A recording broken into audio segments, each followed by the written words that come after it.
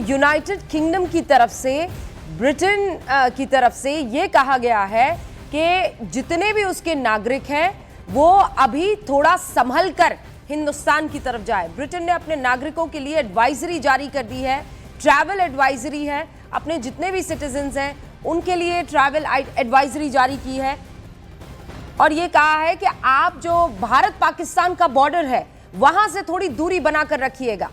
ये यूके की तरफ से अपने नागरिकों को सीधे तौर पर ट्रैवल एडवाइजरी जारी की गई है, जिसमें कहा गया है कि please stay away from the border areas of India and Pakistan. India और पाकिस्तान के जितने भी बॉर्डर इलाके हैं वहां से दूरी बनाकर रखिए ये तमाम टूरिस्ट। नीरज मेरे सहयोगी इस वक्त मेरे साथ फोन लाइन पर जुड़ चुके हैं, उनका रुख करते हैं। नीरज, प्लीज डिटेल बताइए, इस ट्रैवल एडवाइजरी का मतलब क्या है? देखिए, जो देश हैं, अलग अलग देश, वो समय समय पर अपने ट्रैवल एडवाइजरी को अपडेट करते रहते हैं। तो दिल्ली ब्लास्ट के बाद और इस्लामाबाद में जो एक्सप्लोजन हुआ था उसके बाद जो यूके ने अपनी एडवाइजरी अपडेट की है उसमें ये साफ तौर पे कहा है कि इंटरनेशनल बॉर्डर से एक खास दायरे में जो नागरिक हैं यूके के वो न जाएं। इसके अलावा जो LOC है उसके करीब भी न जाने की सलाह दी गई है। इसके अलावा कुछ दूसरे एरिया हैं भारत पाकिस्तान से जुड़े और पाकिस्तान से जुड़े जहां यात्रा न करने की सलाह दी गई है। तो यूके ने अपने नागरिकों को एहतियात के तौर पे ये कहा है कि जो माहौल है खासकर ब्लास्ट के बाद और जो अपडेटेड एडवाइजरी है उसके हिसाब से इन इलाकों में न जाए। तो एक अपने नागरिकों को सावधान किया है कि मौजूदा जो माहौल है इस धमाके के बाद उसमें एहतियातन किन किन इलाकों में न जाना है। ओके, थैंक यू नीरज जानकारी देने के लिए। हमारे साथ शिवांगी भी लाल किले से मौजूद है। शिवांगी, क्या देख पा रही हैं आप अपनी नजरों से? मतलब इससे पहले भी आपने जब रिपोर्टिंग की होगी लाल किले पर तो और अलग इवेंट्स पे की होगी, and this is a entirely different thing.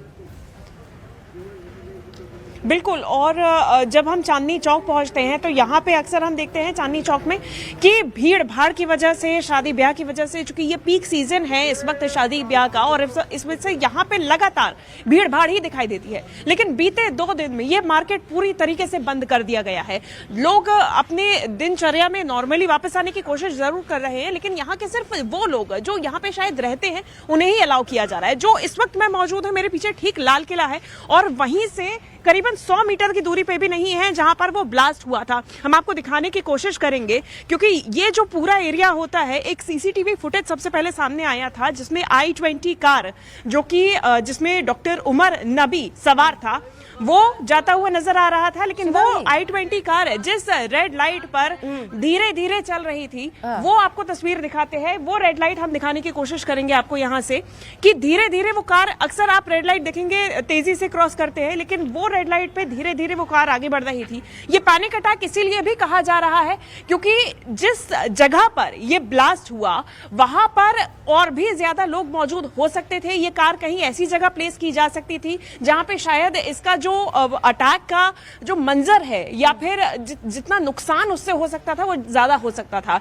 लेकिन क्या डॉक्टर उमर को उसी कार में सवार रहना था? क्या ये आत्मघाती हमला होना था? ये अभी भी एक बड़ा सवाल है। कार धीरे धीरे आगे बढ़ रही थी, क्या उसे पार्किंग से निकालने के बाद में किसी बीच बाजार में छोड़ना था? ये सारे सवाल अभी तक इसके जवाब नहीं मिल पाए हैं। लेकिन जो अभी तक FSL की टीम यहीं पर मौजूद है और कल यहाँ पे मौजूद थी, 42 सैंपल्स यहाँ से लेके गई और उन 42 सैंपल्स में से अभी तक जो 2 सैंपल्स निकल कर आए हैं विस्फोटक के वो अलग अलग है, यानी कि अमोनियम नाइट्रेट और इसके अलावा दूसरा जिंदा कारतूस यहाँ से बरामद हुआ है।